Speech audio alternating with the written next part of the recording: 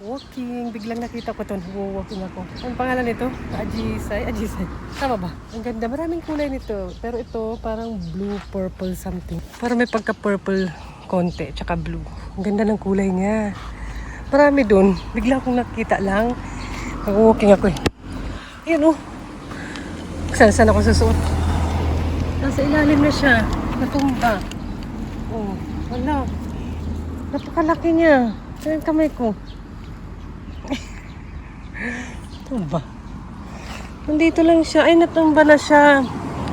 Oh my. Sayang naman. Ang laki-laki niya, oh. Uy, ang ganda. Nakakatuwa talaga dito. Sabi siguro yung ginagawa ng babae. Hindi, ang laki niya. Tingnan natin sa ilalim. Parang siyang malaking bola. Oh. Ang ganda. Yan, oh. Dito lang to banda sa may amin. May daanan na masasakyan. Mayroon ano pa, wala na ata.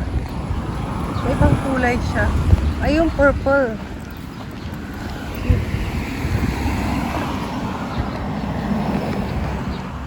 Purple blue.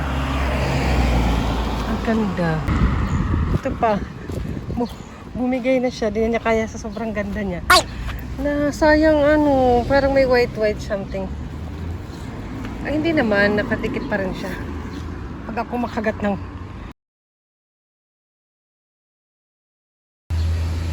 parang nasa heaven. Sabi ganun. Parang nakita ko na heaven. Doon din sa tapat. Tara, punta natin. Meron doon eh.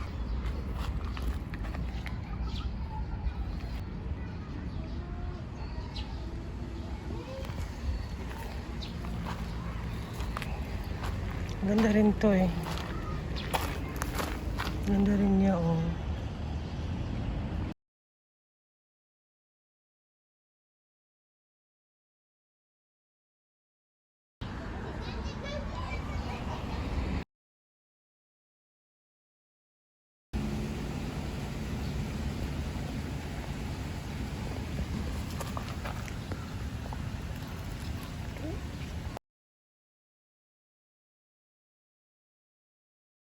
Ang bango nito.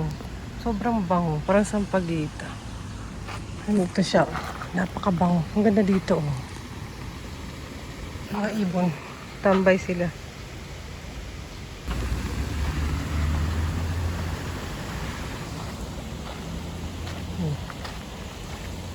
Sakura tree to eh. Pero wala nang bulaklak syempre. Spring kasi ito nagbubulaklak. Ganda dito, di ba?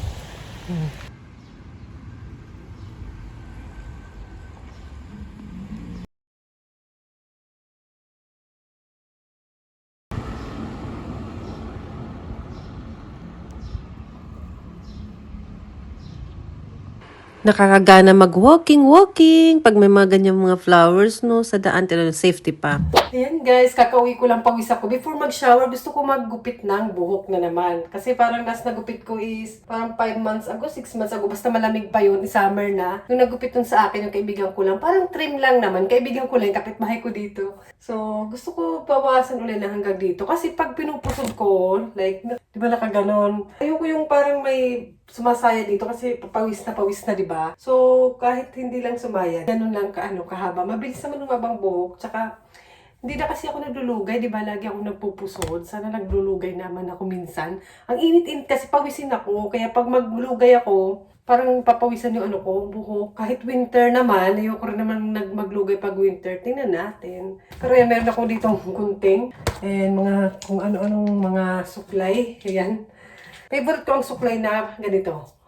So, upitan nyo nga ako. Biglaan lang to. And okay sana eh. Gusto ko sana yung haba niya. Parang hanggang dito. Kaso nga lang, pag pinupusod ko. Tsaka nabibigatan ako. Kahit hindi ba makapal yung buhok ko. Gusto ko yung ganitong suklay. Kaso magugupit ako eh. Gupitan nyo nga ako guys. Talaga naman. Kahit hanggang dito lang. Ayan. Lagi rin naman ako nakapusod. So, it's okay. Mabigat na rin kasi. Sakit sa liig. Paano ba? Madalas ako lang talaga nagugupit. Nagpagupit na rin ako dati sa Japanese na pagupitan mahal. Mura na dito ang Kumbaga sa mga salon talaga ng mga pinupunta ng mga Japanese, mura na ang alam niyo na isagot dyan mga nandito sa Japan. Mura na siguro yung 4,000. Nakapagpagupit na ako sa ganun na mahal. Tapos nagpa-shampoo. Parang mga isang dapat ata na bayaran ko yung first time ko yun. Matagal na yun. Bibi pa si ate yun noon. Tapos after noon, ako na yung nagugupit. Or parang nabablog ko naman yun. Mga na-experience ko na pagupitan. Meron 1,800. Meron mabilis na 2,000 yan ba yun? Mabilis lang yung quick cut, parang barbershop siya. Pero okay din kasi mag-trim lang naman ako. So, hindi ko kailangan ng mamahalin. Saka ayoko nang sinashampoo yung buko kasi may shampoo lang talaga ako na shampoo ko. Kaya ayoko nang nagpapashampoo. Gusto ko gupit lang talaga. Kaya minsan yung kaibigan ko na lang, okay naman yun. Kaibigan ko na gupit niyan last time. Laka ng braso ko nakakaloka. Ang ginagawa ko nun, hinahati ko. Tapos ayan, ganyan lang. Binabasa ko konti. Kaya nga, gusto ko lang basahin natin. Ganyan lang. Kahit si ate, ako lang nagugupit niyan. Kina Bunso dati, nang maliit pa si Bunso. Never pa sila nakaranas na magpagupit talaga sa pagupitan. Sa some days siguro, pag mga, ano talaga sila, para maayos naman yung gupit. Si ate rin kasi trim lang din. Ayaw ni ate magpaiksi ng buhok. Dati, lagi rin mahaba yung buhok ko. Lagi din ako nakalugay dati. Ang ganda talaga sa labas, di ba? Nakita nyo kanina yung mga flower na yun. Summer na rin kasi sarap mag-walking pag ganun yung nakikita mo, positive lang. Black na black yung buhok ko, no? Black na napakalaki kasi parang may mas malaki pa nga sa mukha ko eh. Piling malit ang mukha. Ang babasain ko lang para pantay-pantay. Tapos pag hindi naman pantay, tapos umuwi na yung asawa ko from work, pinapapantay ko sa kanya sa likod. At least hindi na mahabang gupitan. Kasi din, pag siya pagupitin ko, baka hindi niya magets yung length na gusto ko. Yung haba na gusto ko. Kung may eksian masyado, may din yun mang asar. Kunwari lang yun eh. Kunwari asarin ako, tapos talagang yung pang-asar niya is totoo. Ayan. Dalawa yung klase ng gunting ko eh. Ayan. Gupit-gupit na. Alam niyo ba kung bakit ako lang nagugupit sa sarili ko? Masunurin kasi ako yan, self-haircut. Ay, may manual pala. Ngayon ko lang kasi chinek. Kasi chika ako ng chika sa inyo eh. Pero pang boys siya, pang boys. O, diba? May gupit. Thumbnail. Ay!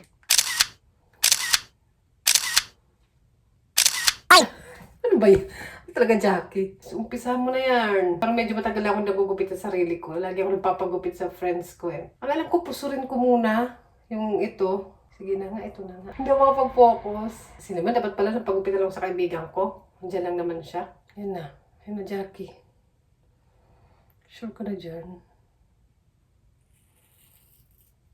Hala. Ano ba? Ginawa ko kayong salamin eh. Hindi tuloy na ayos. Hindi tuloy na ayos kasi, ay, alam. Jackie! Para maiksi pa to, kailangan ko more. Ayun. Ayun lang. Dito ko unahin para makita ko yung...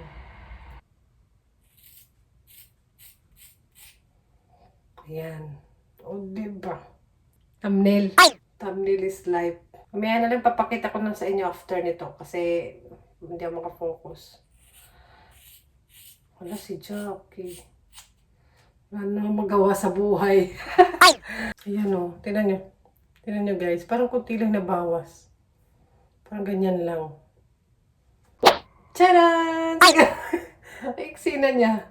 Oh, parang hindi nga siya pantay. Pero ganyan talaga ang buhay. Hindi pantay-pantay. Kaya lang yan. Tsaka gusto ko siya lagyan, ano yun ito, para hindi masyadong makapal ang dulo. Di ba pag bagong gupit? Ang tawag doon?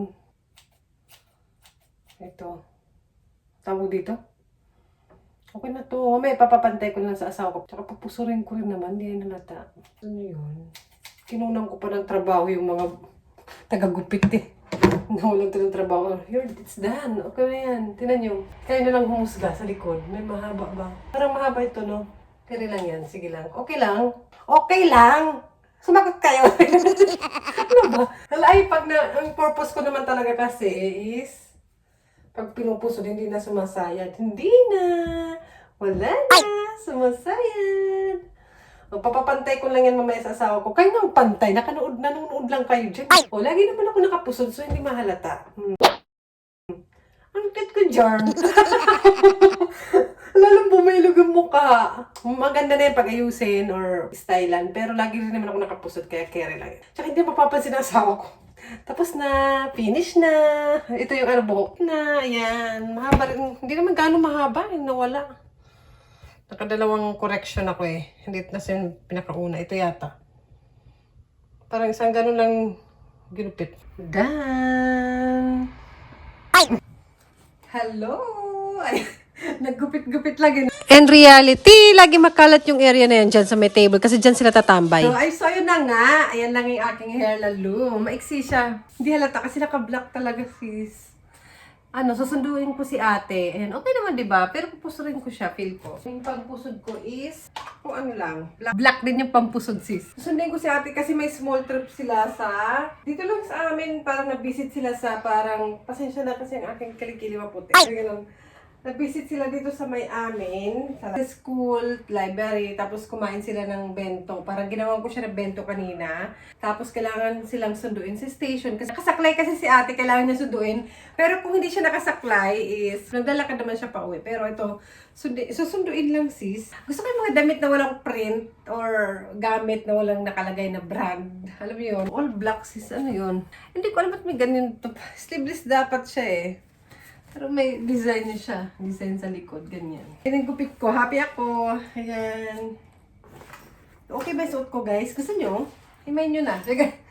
Mahilig ako sa black, white, mga plain lang na colors. Minsan may nag-mix ako ng kulay. Pero I prefer ganito. Kasi dito sa place namin, hindi ko alam sa ibang area. Pero ibang lugar dito sa Japan. Pero parang karamihan ng mga nanay, parang ganito lang din naman yung mga suot. Hindi mo makikita kung anong brand ng damit nila kasi all, lang, parang natural colors lang or walang Pero yung bags nila, makita mo talaga may brand. Nakakaloka. Nagpalit ako. Parang puro black naman pati yung bag ko. Na-realize mo rin, Jackie. Bakit ako ng pabra? Ano yan? Parang sando, tube, something. Basta. Ganyan. Nakita nyo yung sekreto. Yung ng pabra, yung magbra. Hala, asan yung botones dito? Tanggal ata, ay. Ay, wait, balik. Ay, baliktad. Wait, ano ka? O, diba? Wala na tayo ng oras. Sa buhok ko, mas pinipili ko na talaga kung saan ako comfortable. Hindi ko iniisip na kung ano gusto ng iba. Mas pinipili ko talaga yung kung anong gusto ko, kung saan ako comfortable. Kahit sa pananamit, ayan. Mas comfortable ako sa ganung pananamit. Or, yun, yung pag nag-walking ako, syempre pang sports naman ako. Naantok ako. Alam, mag-alas 3 na eh. 3:20 yung suduan kinate sa station. Ano naman, di ba? Mukhang mabait. Okay, tinan niyo yung buhok ko, hindi napansin, di ba? Kasi nga, pinupusod ko naman, kaya carry lang. Tuyo na siya. Nag-shower ko kanina.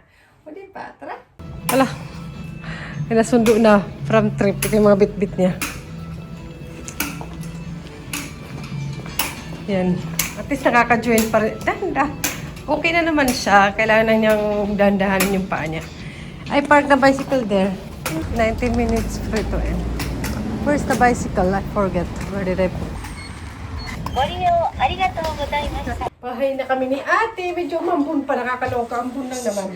Karamihan naglakad lang sila pauwi. Hindi naman kailangan sunduin si ate. Kaso nga nakasaklay siya. Pwede naman silang umuwi. May grupo sila. Kumbaga ganun. May grupo naman. So, ang dinala nila today is yung picnic sheets ba? Yung upuan nila pag kumakain ng bento. Ito pinapadala ko kasi manipis para hindi siya mahirapan. Yan yung kanyang bento kanina. Simple lang naman yung bento niya kasi nawala sa isip ko na today may trip sila. Dito lang naman sa amin. Napunta sila sa mga library, sa ibang elementary school, kumain sa malaking park. And ubus naman nila. Since kindergarten, ito yung bento box niya. And laging nauubos yung mga nila. Hindi naman lagi, but madalas ubos talaga yung bento nila. Kasi yung nilalagay ko sa bento box ng mga anak ko is yung pagkain na alam ko, nakakainin nila. Minsan nagtatry ako paunti-unti na ayaw nila, pero hindi ko na inuulit pag ayaw talaga. Kasi sayang din mo ng pagkain, at saka parang hindi siya ma-pressure. Hindi ko pinipilit masyado yung mga anak ko pag ayaw nila. So, yung water, syempre, kailangan niya. Tapos pinadala sila ng pencil. Dinala niya lahat. And, ano pa ba? Ito, may dala silang ganito. Parang isasabit nilang nakaganon sa, nila, nakaganito. Siguro, isusulat nila yung mga tapos may lagyan dito. Isusulat nila yung mga something. Tapos yung kanilang Akashiroboshi. Yan, parang red and white hat, ganon. Ayan na yan. Yung papel. Ayan. Tsaka may parang ganito dito. Ayan, kasi may isusulat sila siguro kung ano yung natutunan nila. Ganun. Sa small trip nila. Nagbas sila dun eh. Tapos susunduin sila ng nanay. Pwede namang hindi na sunduin talaga. Last before, hindi naman sinusundo. Ay, ito, may sinulat na si ate. Ang mga sinusulat. Parang comment siguro kung anong ganap nila doon. May mga school trip sila na nagpupunta sila sa malayo, sa park. Pero nature talaga, more on nature yung mga trip nila or aquarium, mga ganun. Tapos nagbabaon sila. Nagbabaon sila ng food. Yun lang naman, na-share ko lang. And kumusta naman yung buhok ko? Tingnan nyo, hindi naman napansin. Hindi nyo naman napansin na umiksi. Pero I like it kasi hindi na siya talaga ganun nakabigat. Ayoko kasi bumabigat, sakit sa ulo. May ganun. And ayun, bye-bye na. See you again sa susunod. Yun lang naman ang video mambon kaya na ba sa ako? Nakakaloka. Anak pa mo. Ganun. Bye-bye. See you ulit. And si ate, ate, can you show your clothes? Ayun yung suot niya ngayong trip. Kahit kinakamot yung siya ko. Kahit naman ano yung suot, okay lang. Basta comfortable. Ayun yung mga suotan ni ate. Ayan. Ano ba naman, lapit-lapit mo naman. Ayan. Parang next week hindi na siya magsasaklay. Kasi tuloy-tuloy yung rehabilitation naman niya. Yung check-up, ganun. Kaya parang okay na naman siya. Parang design na lang yung saklay. Okay na, finish. Ano pa naman? Yung mga bet niya ng mga damit. Ano siya, palda, pero parang square pants. And then parang ganyan yung mga gusto niya. Ayaw niya na talaga nang nag-dress. Ayun. Napagod ako doon. And si ate laging long hair yan. Parang ako ng bata pa. Tapos, lagi kong tinitiritas kasi summer na rin. Ayoko kasing parang ayoko natatabunan yung mata niya. Kaya hindi siya nagbabangs. Never siya nagbangs talaga. Eh, nagbangs siya before. Try lang. Pero hindi ko talaga bet. At ayaw din niya. Kasi parang nakakati yung mata niya. Ganun. So, ayun. Bye-bye na. Pagod ako, sis. Kanina pa tayo. Nagsichikahan. Bye-bye na. Yan. Comment down below kung nagustuhan yung aking gupit. Papayos ko pa yung mamaya kay Papa. Pero kahit hindi na naman, okay lang yan. So, ayun. Bye-bye na. Kailangan ko magluto ng dinner. Mas importante yun kaysa sa buhok ko. Bye!